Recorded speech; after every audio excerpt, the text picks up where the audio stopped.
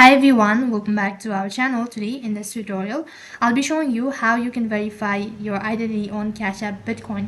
So in order to verify your identity on Cash App Bitcoin usually means verifying your ID on Cash App. So what you'll have to do is, in order to verify it, launch your Cash App account and then tap the icon located in the bottom left hand side corner.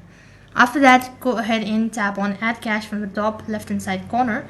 Once you've done that, next page you'll need to add cash, so type in the amount. Make sure that you also have enough funds, and once you've done that, next page you'll need to select Bitcoin.